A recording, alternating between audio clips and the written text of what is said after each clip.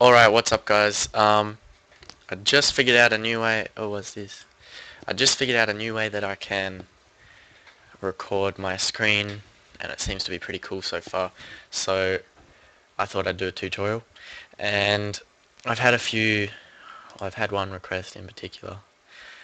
This guy, Swag Daddy, asked for a tutorial on how to motion track gameplay instead of cinematics, and by that it was on my app clip, and he was probably talking about this motion track right here,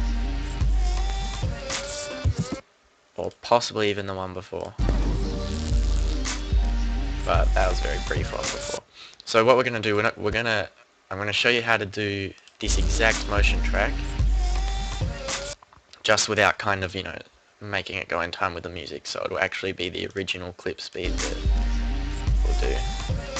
And by doing it like that, you'll kind of be able to actually see how good it actually was motion tracked. It kind of actually does look like I tried to cover it up, like cover up a bad motion track by doing that, but it actually was a good motion track.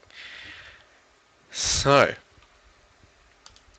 we will get into it. So I've rendered off the clip and I've got it in After Effects. You will need After Effects CS6, by the way, and I'll just save this.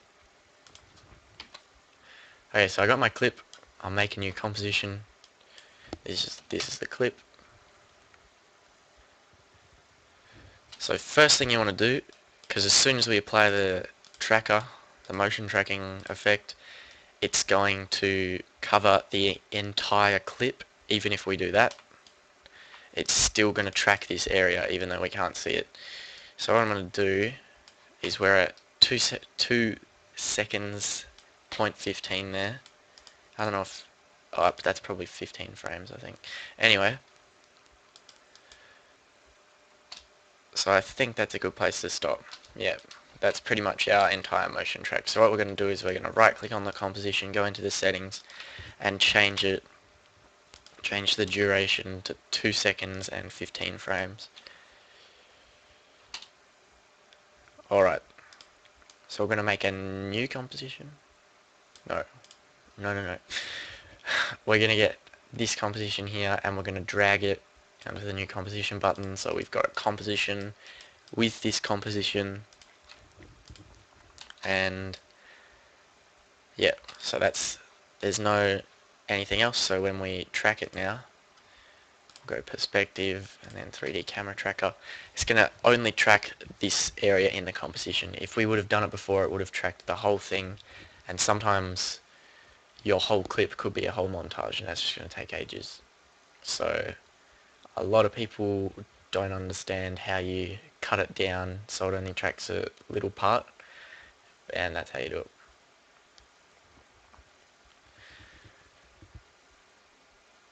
Alright, done. So if we play it, you can see the track points look good. Looks good to me. I've gotten a good track.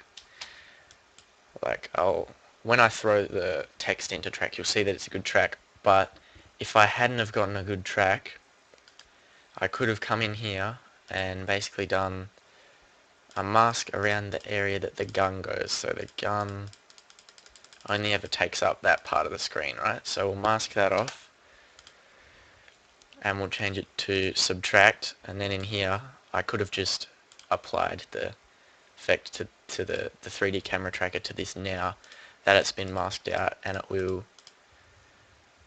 sometimes if you get a bad track that will fix it, sometimes it doesn't. If it doesn't, then I can't help you. You need to get a clip that's going to work well with it. And I mean, this is a pretty basic one. It's just walking forward a little bit of a turn halfway through, but it's no complicated sort of pan or anything. So we've got that. We'll click on the 3D camera tracker. We're gonna, with the arrow selected, we're going to go around about halfway in your clip down there, and we're gonna click and drag around all of the track points that make the floor. You don't have to get all of them, just The more you can get, the better, really. So there we go. We're going to right click in that area and create text and camera. So now that we've got the text, it's already pretty much done for us. We can rotate the X up to, should be about 90, should be straight. There we go. And we'll turn it around a little bit. And if I play it now, you'll see that it's tracked. So, like in the other one, in the actual edit, there were two text things. And I might just put this one so it looks like it's on the floor as well.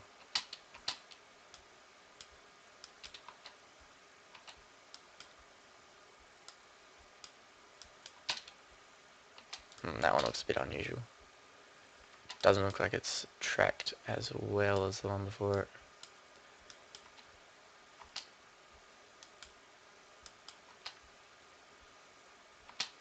Okay, maybe we'll just go with the one because obviously this positioning isn't very well. You do have to kind of move it around and find a good position, but I suppose that works. But because this clip has it's PC and it's been recorded with a really large field of view, it's you get a little bit of unusual distortion with the tracking, but we'll just ignore that. Okay, so see how right about there the gun starts going through and the text is obviously going to be on top. We want our gun to be on top because if the text was actually in this position here, then the correct depth would have the gun on top. If you kind of get what I'm saying, that just doesn't look right. It's like holding your right hand in front of your left hand, but you can see your left hand and you can't see your right hand.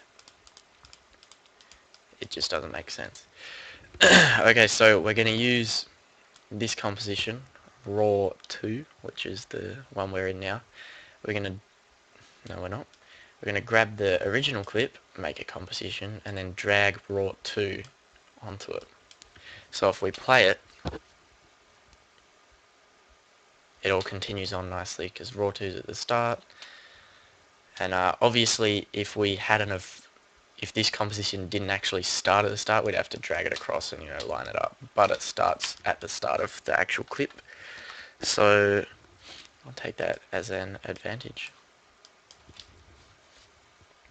Okay, so what we want to do is hold shift and drag so that you get to the end of here. It'll like lock your little timeline thing onto there. Then go Control Shift D to split the layer and drag this layer up to the top. By the way, you had to have this layer highlighted when you did Control Shift D. And so what we're going to do is we're going to mask out the gun. So we'll hide this layer. When does the gun first go over the text? Right about that frame. Or is it the one before? No, this is the first frame. So on this layer, I'll save this. You can click and hold H to use the hand tool to move around and stuff if you need to do that.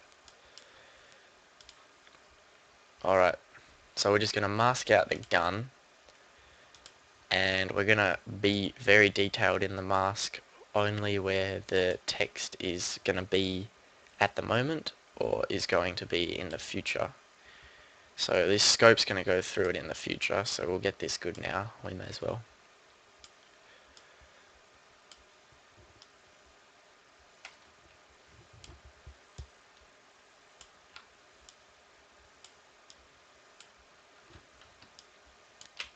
And we're masking. Alright, so I don't think we'll have to be too detailed with anything over here.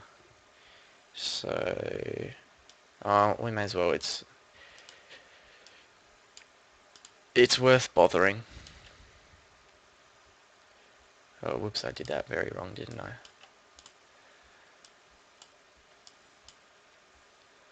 So I'll come across there, and I hate that.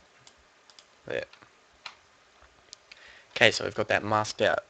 So now you will notice that when we make it visible, it's now on top of there. So what we got to do, stay on this frame, hit M on that layer, and then put a keyframe on the mask path. So we'll go a few more frames forward, and we'll basically do it again. Now I always get this wrong. So we'll drag this up.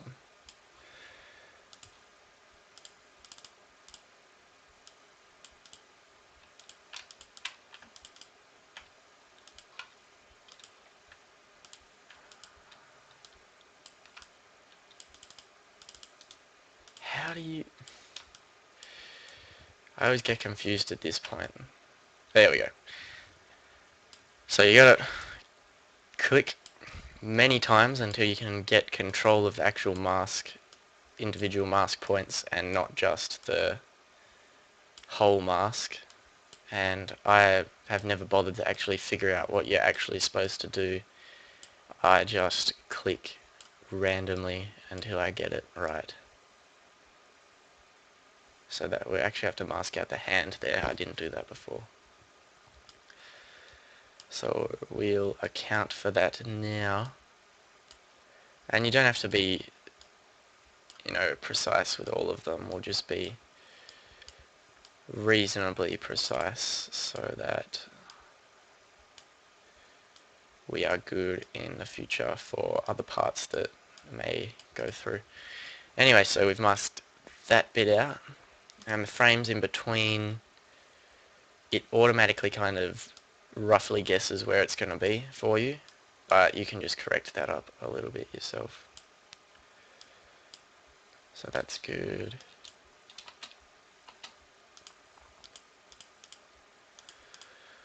And we'll fix all these up.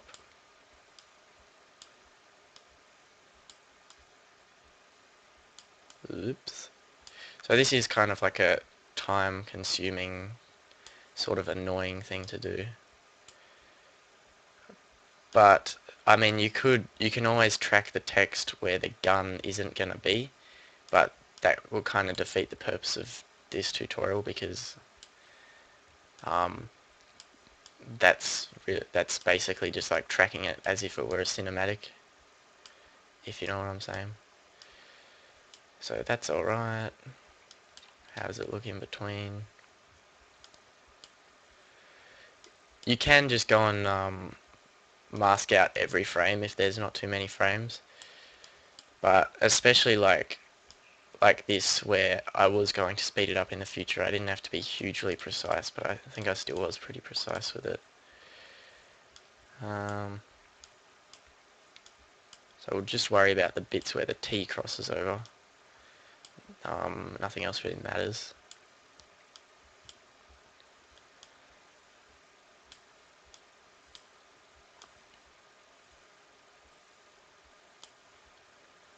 Yep, that looks good.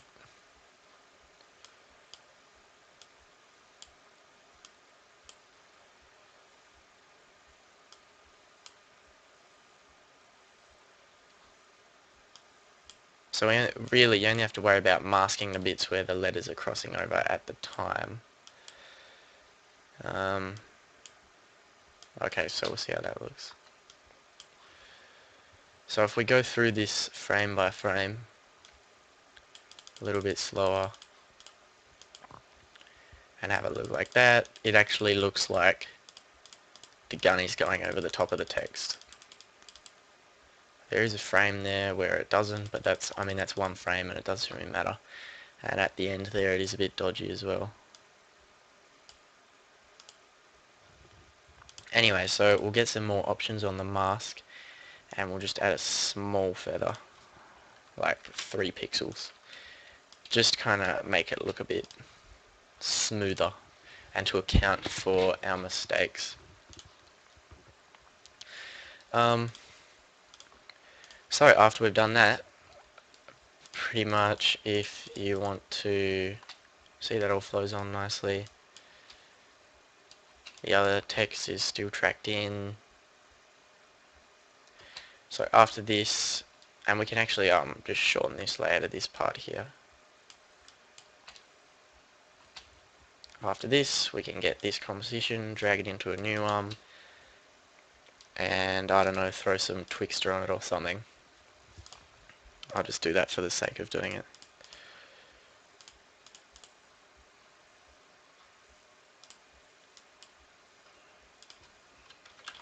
.94 frames per second. Oh, these are my Twixtor settings, by the way. So we'll put the frame rate, whatever the frame rate is. The frame interpret is motion weighted blend. Warping is inverse with smart blend. Sorry about that. Motion blur compensation is 0.03, and we'll turn the main BG sensitivity all the way up to 100%. Alright, so we'll keyframe the speed.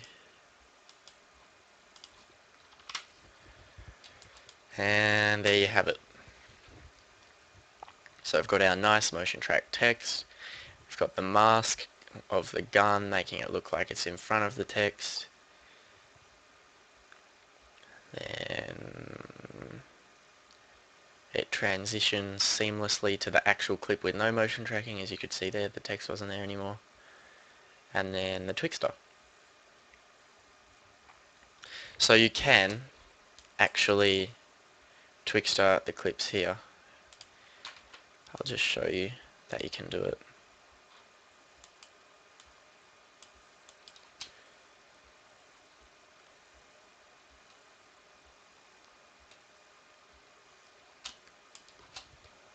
So yeah, so that's Twixtored now, and if you're going to Twixtor it, keep in mind the bits that you're going to Twixtor and be precise with the masking. Like there, that X is kind of coming over, but really that's actually a good mask for this bit that we've Twixtored. So yeah, thank you for watching. I hope this helped you out in some way if you want to do something like this. I think I'm going to put up a motion tracking tutorial in general. I'm going to do two, one for After Effects and one for Bowser or Boju, whatever everyone calls it.